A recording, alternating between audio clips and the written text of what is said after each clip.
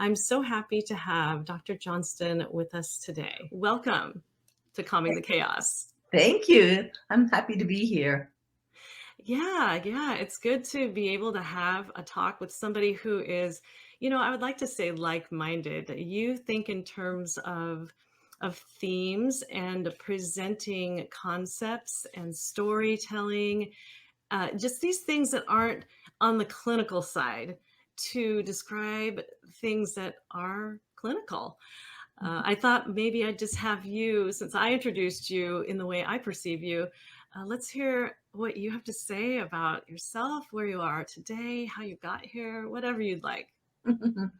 Well, as you mentioned, I use metaphor. I think in metaphor, I think in images. And so, metaphor is how you use one thing to describe another.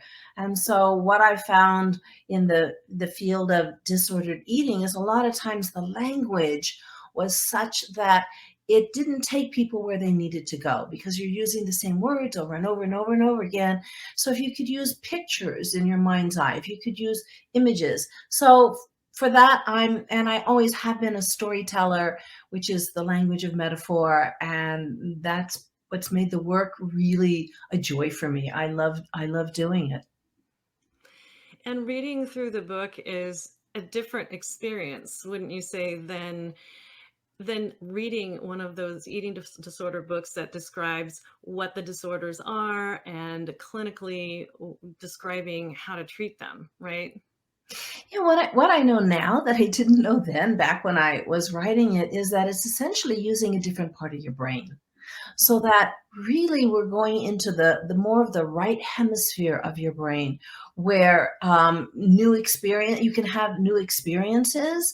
That's where they first come in before you say, oh, it's just this or it's only this. So it's really I intentionally was wanting it to be more expansive, and now I understand that using the stories, the language of metaphor, was actually using a different part of the brain. Wow, I'd love to hear more about that. Is that a neurological sort of a thing, or is it more of a like right brain is this and left brain is that? Well, it's not that there's specific differences in terms of their structure, but in terms of their function, yes. And so, for example, the left hemisphere of your brain helps you see the trees. The right side of your brain helps you see the forest. So that you're looking at the same thing, but really from a different vantage point.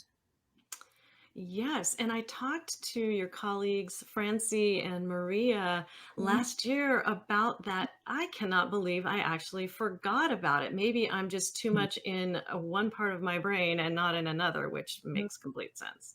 Most of us are, because our culture has reared us to use mostly the left side of our brain. And when it comes to disordered eating, that's how it gets hijacked, because that side of your brain is about counting and measuring and comparing and taking apart and looking at your body in terms of the body parts, and rather than experiencing it from the inside out and experiencing it as a whole. So yeah, most of us have been raised to overutilize that side of our brain. And so when you're listening to a story, for example, it takes you to a different place where things are where time itself is no longer linear, measured out in seconds and in minutes and in hours. It's a whole different sense of time even.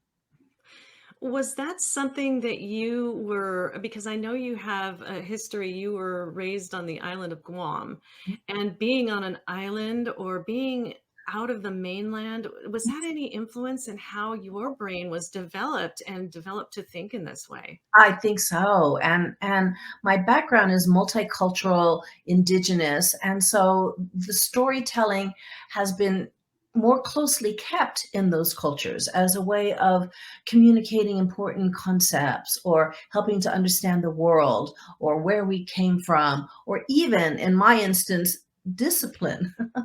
I was taught what was right and wrong in terms of story.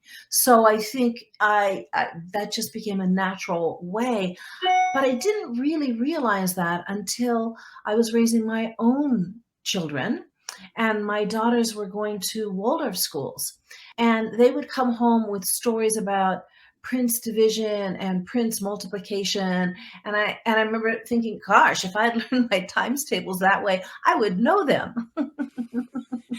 Are you saying you don't know your times tables Oh, now? well, no, that's a different part of the brain that's not as developed in me as it might be in other people. Right, and there's no reason it's good, bad, right, or wrong, it just is, right? Just Mhm. is. Well, I've learned to accept that it just is. There was a time when I judged that quite a bit and felt like there was something wrong with me. But over time and working with it, I realized, yeah, it's just different.